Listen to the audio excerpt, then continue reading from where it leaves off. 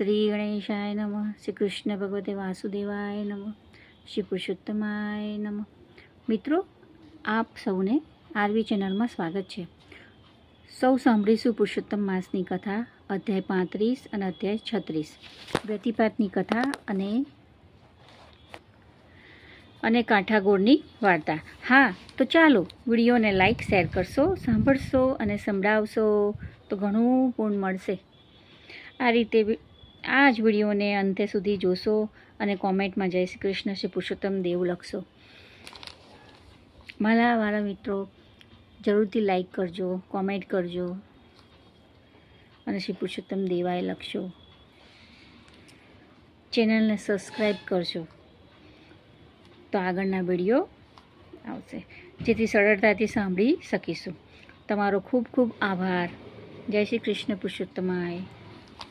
અધ્યાય 35, વ્યતિપાતની કથા.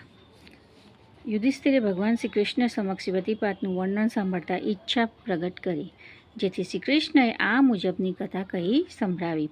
એક સમયે ચંદ્રમાએ પોતાની ગુરુપત્ની તારાનું હરણ કર્યું. આથી સૂર્યચંદ્રને ઠપકો આપ્યો. આથી ચંદ્રે રોષે ભરાઈને ક્રોધ દ્રષ્ટિ કરી અને આ બંનેની દ્રષ્ટિ એક થતાં એક વિકરાળ પુરુષનો ઉત્પન્ન થયો.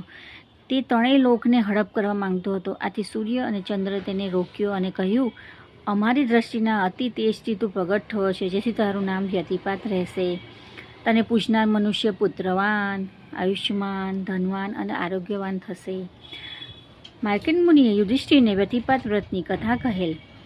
એક વૈશ્ય પાસે અર્ધધન ધન હતું, ખૂબ જ ધન હતું. વ્યતિપાત પર્વ ચાલતું હતું, છતાં તે વૈશ્ય એક ગરીબ બ્રાહ્મણ ભિક્ષા માંગવા આવે તેને કંઈ પણ આપ્યું નહીં અને ઉપરથી અપમાન કર્યું. જેથી આ બ્રાહ્મણ ગુસ્સામાં આવીને આ વૈશ્યને શ્રાપ આપેલ કે તું બળેલા અંગવાળો વરાહ થઈને જળ વિહોણા વગરમાં ભટક્યા કરજે. વૈશ્યને પોતાના કાર્યનું ભાન થતાં પસ્તાવો થયો. તેને બ્રાહ્મણને ક્ષમા માંગી અને શાપનો ઉપાય પૂછ્યો. ત્યારે બ્રાહ્મણે કહ્યું કે વ્યતિપાત પર્વમાં તારો તુચ્છ કાર કર્યો.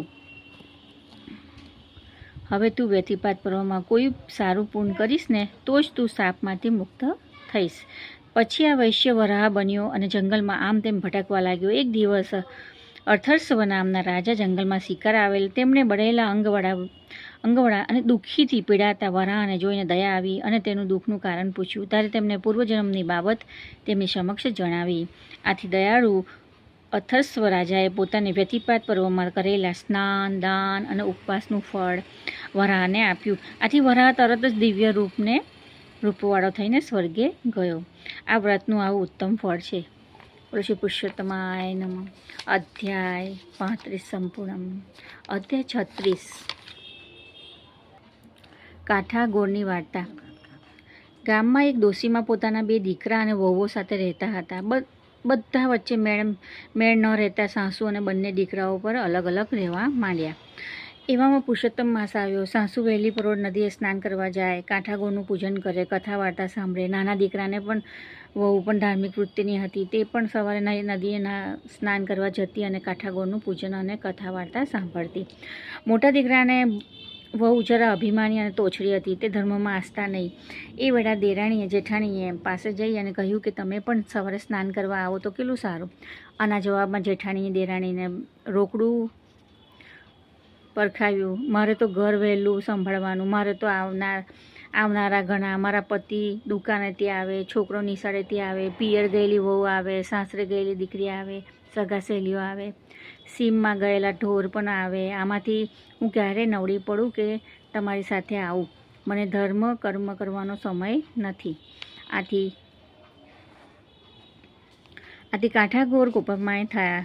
તે દિવસથી તેના પતિ દુકાને ઘરે ના આવ્યા, છોકરા નિશાળેથી આવ્યો નહીં, પિયર ગયેલી વહુ ના આવી, સાસરે ગયેલી દીકરી ના આવી, કોઈ સગાવાલા ના આવ્યા, સીમમાં ગયેલ ઢોર પણ પાછા ના આવ્યા. આમ અણધાર્યું બનવાથી જેઠાણી હેતખાઈ ગઈ અને તેને પોતાની ભૂલ સમજાઈ. તે દેરાણી પાસે પહોંચી ગઈ અને તેને લઈને પોતાની સાસુ પાસે આવી અને કાંઠાગોળમાં મારા ઉપર કોપમાન થયા છે તેમ જણાવ્યું. હવે મારે શું કરવું તે અંગે પૂછ્યું.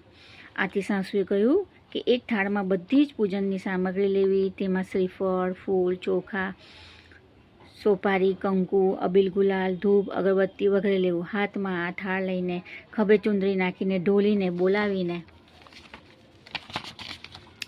થોડી સ્ત્રીઓને સાથે લઈને વાસ્તેગાથ નદીએ જવું. ત્યાં જઈને સ્નાન કરી કપડાં બદલી પુરુષોત્તમ ભગવાનની પ્રાર્થના કરી પછી કાંઠા ગોળનું પૂજન કરવું અને તેની વાર્તા સાંભળવી. ત્યારબાદ પોતાની ભૂલનો પાશ્ચાતાપ કરીને માફી માંગવી અને પ્રસન્ન થવા આજીજી કરવી. સાસુના કહેવા મુજબ જેઠાણીએ કર્યું. થોડી સ્ત્રીઓને સાથે લઈને તે વાસ્તેગાથ નદી કિનારે પહોંચી અને ત્યાં સ્નાન કરીને કાંઠાગોળનું પૂજન કર્યું. વાર્તા સાંભળીને ક્ષમા માંગી. કાંઠાગોળનું પૂજન કરીને ત્યાંથી જેઠાણી ઘરે આવી ત્યારે તેને મનમાં ઘણો ઉત્સાહ થયો હતો, કેમ કે તેનો પતિ દુકાનેથી ઘરે આવી ગયો હતો, દીકરો નિશાળેથી આવી ગયો હતો, પિયર ગયેલી વહુ પણ આવી ગઈ, સાસરે ગયેલી દીકરી પણ આવી ગયેલી, સગા સંબંધીઓ આવ્યા, સીમમાંથી ચરવા ગયેલી ઢોર પણ આવી ગયા, પાળના ઝૂલવા માંડ્યા અને ઘમ્મર વલોણા પણ ચાલવા માંડ્યા. આથી સાસુ, જેઠાણી, દેરાણી બધાએ હરખભેર અધિક માસ કર્યો. તેના ફળરૂપે બધા જ અલગ અલગ રહેતા હતા તે બધા સાથે રહેવા લાગ્યા. તેમણે બ્રાહ્મણોને જમાડીને સારી દક્ષિણા આપી, સારું દાન પૂર્ણ કર્યું. હે પુરુષોત્તમ ભગવાન, હે કાંઠાગોરમાં, તમે જેમ સાસુ, જેઠાણી, દેરાણીને ફળ્યા તેમ તમારું પૂજન કરનાર, કથા સાંભળનારને, સ્નાન કરનારને, દરેક ભાવિકોને ફળજો અને સુખ શાંતિ આપજો. બોલો શ્રી પુરુષોત્તમ ભગવાનની જય. ઓમ નમઃ શિવાય. શિવજી સદા સહાય. ઓમ નમઃ શિવાય. ગુરુજી સદા સહાય.